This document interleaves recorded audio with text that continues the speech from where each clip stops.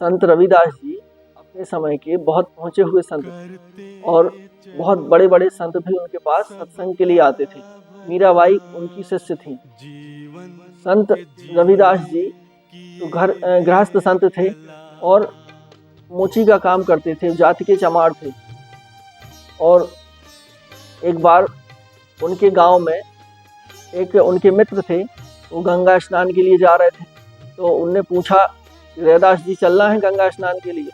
तो रैदास जी ने कहा कि हमारे पास तो बहुत काम है, आप हमारा एक पैसा लेते जाओ तो हमारे नाम से गंगा जी में चढ़ा देना। उनने ऐसे ही किया और जब वो इलाहाबाद गए गंगा स्नान किया तो उनने वो रैदास जी ने जो पैसा दिया था वो उनके नाम से उनने जैसे गंगा में डाला तो 2 हाथ बाहर निकले और उनने वो पैसा हाथ में ले लिया।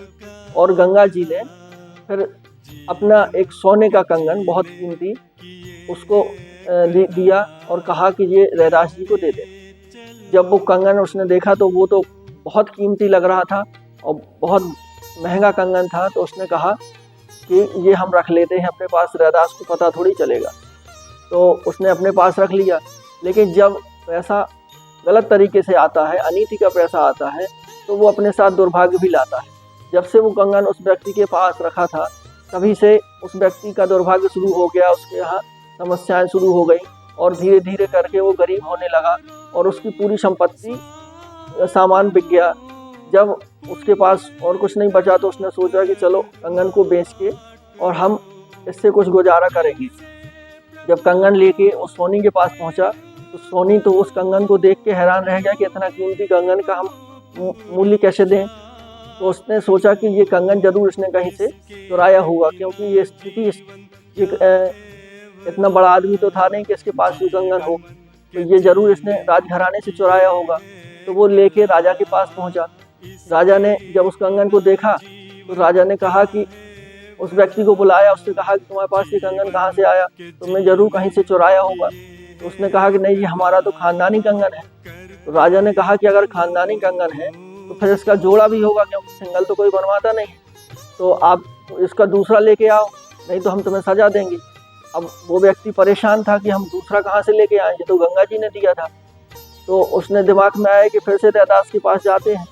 तो जब रैदास के पास गया तो रैदास तो चमड़े का काम कर रहे थे और तो उन्होंने कहा कि रैदास जी गंगा स्नान करने चल रहा है। तो रैदास जी बोले कि गंगा स्नान की क्या ज़रूरत है, तुम तो ये कंगन लिए जाओ। तो उनने जो चमड़ा फुलाने की कठौती होती है, लकड़ी की एक पात्र होता है, उसमें हाथ डाला और वहाँ से कोई उसी के जैसा कंगन दूसरा निकाल के उस व्यक्ति को दिया। तो इसके लिए तुम्हें गंगा स्नान जाना था तो ये लेके जाओ। तभी से ये कहावत बनी है कि मन चंगा तो कठौती में गंगा। कहने का भाव ये है कि अगर मन पवित्र है तो हमें कहीं भी जाने की ज़रूरत नहीं है, गंगा स्नान की तीर्थ जप करने की कोई ज़रूरत नहीं। तुलसीदास वाल्मीकि जी के बारे में कहा जाता है, उल्टा नाम जपत जग जाना, वाल्मीकि भय ब्रह्म समाना। तो कहने का भाव ये है कि नाम जपने से भर कुछ नहीं है। वाल्मीकि जी पहले डाकू थे और उन्होंने जीवन भर सबको मारा काटा था। तो जब उनको ज्ञान प्राप्त हुआ तो उसे कहा गया कि राम राम जपो, तो राम राम उनके मुँह से नहीं निकल रहा था, वो मरा मरा कह के ही सिद्ध हो गए। तो कहने का भाव ये है कि अगर भक्ति भाव हमारा तीव्र है, भक्ति लगन अच्छी है, तो हम कुछ भी करते हैं वही भगवान की भक्ति हो जाती है। संत नामदेव जी को कुत्ते में ईश्वर की प्राप्ति हो गई थी, संत एकनाथ जी को गधे में ईश्वर के दर्शन हो गए थे। तो कहने का भाव ये है कि नाम जपने से कुछ नहीं है जब तक हम अपने अंदर के भाव न बदलें, क्योंकि भक्ति है भाव। आज फैशन चल गया है राधा राधा रटने का, जबकि ये पहले जो राम राम कहा जाता था उसका मतलब था कि तुम में भी राम और हम में भी राम। यदि ये भाव नहीं है तो राधा राधा रटने से कोई फायदा नहीं। राधा का यदि भाव आ जाए कि सब हर स्त्री में राधा दिखाई देने लगे, तब तो राधा राम रटना ठीक है।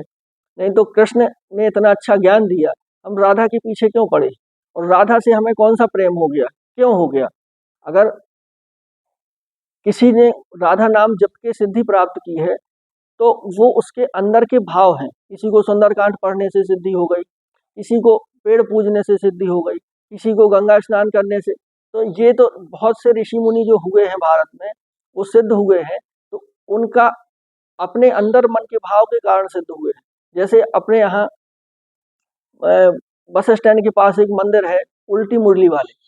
तो कहा जाता है कि वो जो उनके सिद्ध वो जो पुजारी थे, उनको दिखाई नहीं देता था, इसलिए वो उल्टी मुरली उनको पहना देते थे। तो वो बहुत पहुँचे हुए संत थे, तो आज उनकी नकल हो रही है कि मंदिर में आज भी उल्टी मुरली वाले मंदिर के नाम से वो जाना जाता है, उल्टी मुरली ही भगवान को पकड़ाई जाती है। लेकिन वो तो बहुत पहुँचे हुए संत थे और आज उनकी केवल नकल हो रही है। और इसी प्रकार से जो हिंदू धर्म में इतने सब ऋषि मुनि हुए हैं, साधु महात्मा हुए हैं, उनने अपने अंतर मन के भाव के कारण सिद्धि प्राप्त की। जैसे एकलव्य ने द्रोणाचार्य की मूर्ति बना के और सिद्धि प्राप्त कर ली थी। इसी प्रकार से जिनको भी सिद्धि प्राप्त होती है, वो उनके अंदर के भाव के कारण होती है, लेकिन वो तो हमें दिखाई देता नहीं। वो तो उसी तरह से है जैसे कोई बहुत पिछड़े क्षेत्र का व्यक्ति आए, जिसने कभी हैंडपंप ना देखा हो और हैंडपंप से पानी निकलता हुआ देखे और हैंडपंप बस चुरा के ले जाए, तो वो तो केवल नकल करेगा, हैंडपंप भर चलाएगा, लेकिन उससे पानी कभी नहीं निकलेगा, क्योंकि हैंडपंप से पानी नहीं निकलता। पानी तो उस पाइप से निकलता है जो गहरे में गए हैं, और वो हमें दिखाई नहीं देते। तो अगर हम केवल नकल करके ही और जो साधु महात्माओं के अंदर के भाव, जो उनके का ज्ञान है, जो उनकी तपस्या है, वो नहीं देखेंगे, केवल नाम भर जपने से कुछ होने वाला नहीं।